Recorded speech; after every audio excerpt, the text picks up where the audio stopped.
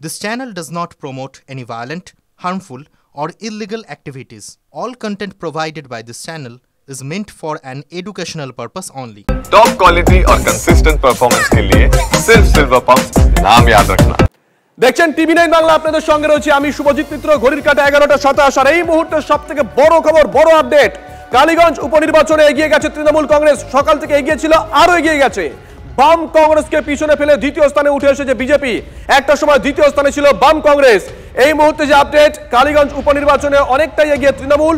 বাম কংগ্রেসকে পিছনে ফেলে দ্বিতীয় স্থানে এই মুহূর্তে বিজেপি। আপনারা ছবি দেখছেন, তৃণমূল কংগ্রেসের কর্মী সমর্থকরা তারা কিন্তু জয়ের গন্ধ পেতেই রাস্তায় নেমে এসেছেন। এই মুহূর্তে সেলিব্রেশন মোডে তারা অনেকটাই এগিয়ে। আলিফ আহমেদ মহাদেব রয়েছেন আমাদের সঙ্গে। মহাদেব, তোমার সঙ্গে মিনিটে মিনিটে কথা হচ্ছে। 11:28 আপডেটটা দাও। একদমই দেখো, 12 রাউন্ড শেষে তৃণমূল কংগ্রেস প্রার্থী 56,404টি ভোট পেয়েছেন, বিজেপি প্রার্থী 25,437টি ভোট পেয়েছেন, বাম কংগ্রেস জোট 18,570টি ভোট পেয়েছেন। সব মিলিয়ে বলা যেতে পারে প্রায় 31,000-এরও বেশি ভোটে কিন্তু এগিয়ে রয়েছে। 12 রাউন্ড গণনা শেষ, আর মাত্র 11 রাউন্ড গণনা রয়েছে। অর্থাৎ 23 রাউন্ড গণনা হবে এবং 23 রাউন্ড গণনার পরই কিন্তু বিশেষ পত্র হবে। তার আগেই যেটা অনুমান করা যাচ্ছে যে তৃণমূল কংগ্রেসের প্রার্থী তিনি অনেকটাই এগিয়ে রয়েছেন, শুধু তাই নয়, তিনি একটা বড় ব্যবধানে জয়লাভ করতে পারে এমনটা কিন্তু মনে করা হচ্ছে। যথারীতি উল্লাস তো শুরু হয়েছে তৃণমূল কংগ্রেসের মধ্যে থেকে, বিভিন্ন বাদ্যযন্ত্র বাজানো শুরু হয়েছে, উল্লাসে তারা মেতে পড়ছেন, পট্টাবাজি বিভিন্ন ধরনের উৎসবে তারা মেতে পড়েছেন এবং ভোট কেন্দ্রের বাইরে কিন্তু রীতিমতো বাদ্যযন্ত্রের আওয়াজ পাওয়া যাচ্ছে এবং উল্লাসের আওয়াজ পাওয়া যাচ্ছে। এবং দেখো, এখনো পর্যন্ত কিন্তু 11 রাউন্ড বাকি রয়েছে। এই বাকির পরে কিন্তু স্পষ্ট হবে কার গলায়, কার মাথায় মুকুট পড়বে। কিন্তু তার আগে যেটা অনুমান করা যাচ্ছে যে নির্বাচনের যে ফলাফল হতে চলেছে তাতে কিন্তু তৃণমূল কংগ্রেসের প্রার্থী তিনি অনেকটাই এগিয়ে রয়েছেন, প্রায় 31,000 ভোট। আর এই যে 31,000 ভোটের পেছনে তিনি জয়লাভ করা, সেটা কিন্তু রীতিমতো শক্ত বলেই মনে হয়।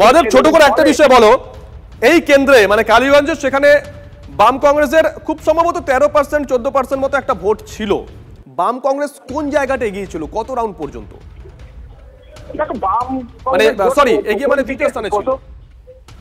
প্রথম দিকে গণনার পরই 6ষ্ঠ রাউন্ড, 7ম রাউন্ড, এর পরপরই বাম কংগ্রেসের জোট কিন্তু কিছুটা এগিয়ে যায়। যেহেতু একটা সময় শক্ত ঘাঁটি ছিল কংগ্রেস এবং বামেদের, সেই ঘাঁটি সেখানে একটা আশা করাই যাচ্ছিল যে কংগ্রেসের জোট হয়তো একটু বাড়বে। কিন্তু পরবর্তীকালে গণনা সংখ্যা বাড়তেই দেখা যাচ্ছে যে বিজেপি কিন্তু 3 নম্বর থেকে যথারীতি কংগ্রেসকে এগিয়ে তারা কিন্তু নজর রাখো কি বলছে বিজেপি, শোনাই একবার। ওখানের পার্সেন্টেজ অফ ভোট পোল্ড, তারপরে আপনার বিভিন্ন সম্প্রদায়ের মানুষের ভোট, তারপরে পোল্ড হয়েছে কত, যদিও 72% যথেষ্ট উপনির্বাচনের জন্যে। এগুলো সমস্ত আমাদের দেখতে হবে, তারপরে নিশ্চয়ই আমরা বিচার করব, আলোচনা করব দলের মধ্যে। একটা উপনির্বাচনের কালীগঞ্জে ওদের তো আসন ছিল, সেখানে নির্বাচন বাম আমলেও কীভাবে হতো এবং সেখান থেকে আরও সুশিক্ষিত হয়ে মমতা কিভাবে করাচ্ছে না করাচ্ছেন। মমতা 2011 এসছেন ক্ষমতায়, 2013 থেকেই এত তিনি পপুলার, এত জনপ্রিয়। 2013 ত্রিস্তর পঞ্চায়েত নির্বাচন থেকে শুরু হয়ে গেল ভোট লুট এবং রিগিং। বাই ইলেকশনের খবরের দিকে নজর থাকবে দিনভর আমাদের, পাশাপাশি অন্যান্য খবরের দিকে নজর রাখতে হচ্ছে। বেআইনি নিয়োগের অভিযোগ তৃণমূল নেতা ও ঠিকাদারের বিরুদ্ধে। দুর্গাপুরে তৃণমূলের শ্রমিক সংগঠনের নেতা সমীর সিং ও ঠিকাদার সাহেব গঙ্গোপাধ্যায়ের বিরুদ্ধে অভিযোগ দায়ের করা হয়েছে। দলের কেউ এই ঘটনার সঙ্গে জড়িত থাকলে তাদের বিরুদ্ধে ব্যবস্থা নেওয়া হবে বলে জানান আইএনটিটিউসি রাজ্য সভাপতি ঋতব্রত বন্দ্যোপাধ্যায়।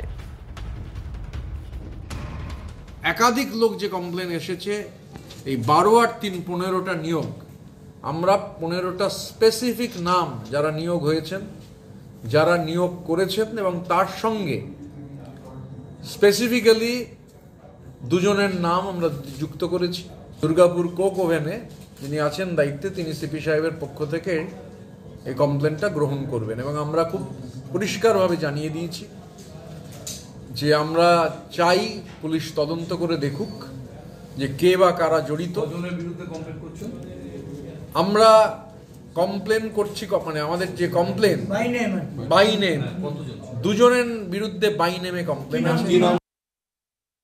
যিনি সিজিএম আছেন মাননীয় জয়ন্ত প্রধান মহাশয়, উনি এই নিয়োগ প্রক্রিয়াকে প্রসেসিং করেন। এটা কোনো কোর কমিটি ঘোষণা হওয়ার পর কোনো নতুন নিয়োগ নয় এবং এর মধ্যে আমি বিন্দু মাত্র জড়িত নই।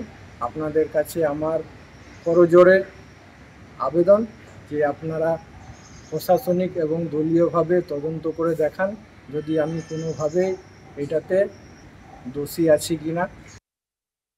এদিকে বিষয়টি সামনে আসতেই শাসক দলকে কটাক্ষ করেছে বিজেপি। বাংলায় 34 বছর বামফ্রন্টকে শেষ করে দিয়ে বাংলাকে শেষ করেছে, তারা এখন তৃণমূলে চলে গেছে। এখন জলটা চালাচ্ছে কারা? সিপিআই আর হারমাত্রা চালাচ্ছে জলটা। সেজন্য তাদেরকে নতুন শেখার কিছু নেই।